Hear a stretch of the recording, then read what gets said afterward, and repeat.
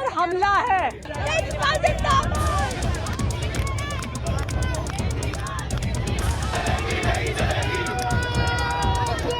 अगर आप भ्रष्ट हैं तो आप जेल जाएंगे। अरविंद केजरीवाल जिंदाबाद। पूरी तानाशाही है।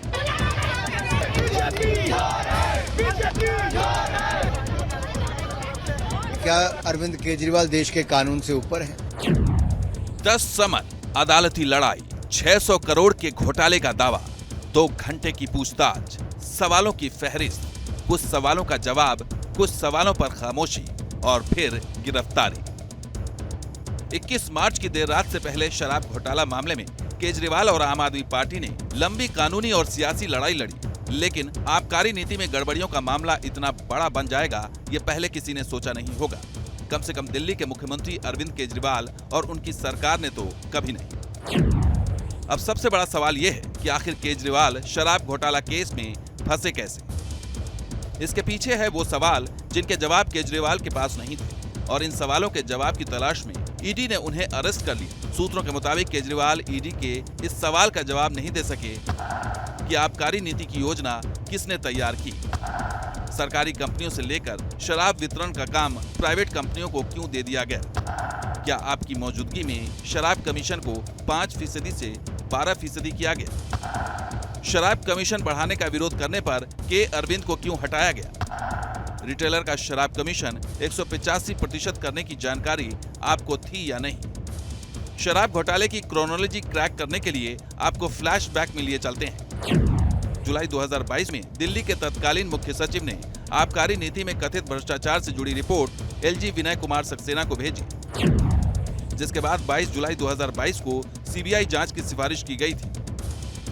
जांच जैसे जैसे आगे बढ़ी, जांच एजेंसियों ने बड़ी मछलियों पर शिकंजा कसना शुरू कर दिया। 600 करोड़ की एक्साइज पॉलिसी मनी लॉन्ड्रिंग के मामले में ईडी अब तक कुल 16 लोगों को गिरफ्तार कर चुकी है, जिनमें कई हाई प्रोफाइल नाम भी शामिल हैं।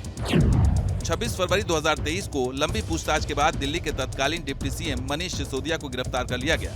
अक्टूबर 2023 में संजय सिंह को भी इस मामले में अरेस्ट किया गया। शराब घोटाला मामले में ईडी ने 15 मार्च 2024 को एक और हाई प्रोफाइल गिरफ्तारी की।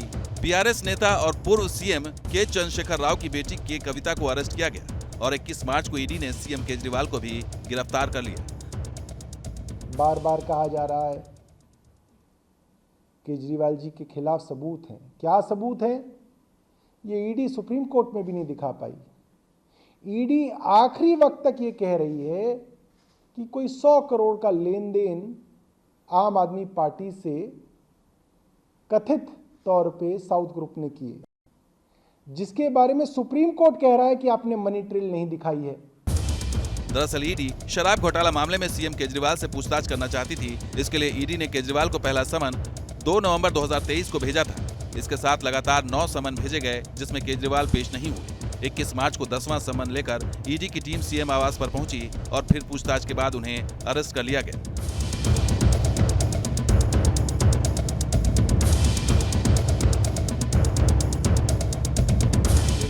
राउज एवेन्यू पीएमएलए कोर्ट में ईडी की तरफ से पेश रिमांड लेटर में एफआईआर का जिक्र किया गया है।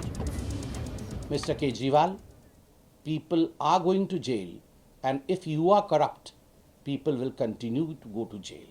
अगर आप भ्रष्ट हैं तो आप जेल जाएंगे। अब की रीत अलग है, अब की नीत अलग है। आखिरकार अरविंद केजरीवाल जेल क्यों गए, उन्हें गिरफ्तारी उनकी क्यों हुई, क्यों गिरफ्तार करना पड़ा? लिकर स्कैम, शराब घोटाला। ईडी का दावा है कि शराब घोटाले में करीब 300 करोड़ रुपए से ज्यादा आम आदमी पार्टी को मुहैया कराए गए। एजेंसी इस रकम की ट्रेल अदालत में पेश कर चुकी है। इस मामले में ईडी का आरोप है कि नई आबकारी नीति पर केजरीवाल के घर ही मीटिंग हुई थी, जिसमें मार्जिन प्रॉफिट 12% किया गया। ईडी का दावा है कि केजरीवाल की मंजूरी से मार्जिन प्रॉफिट बढ़ाया गया था।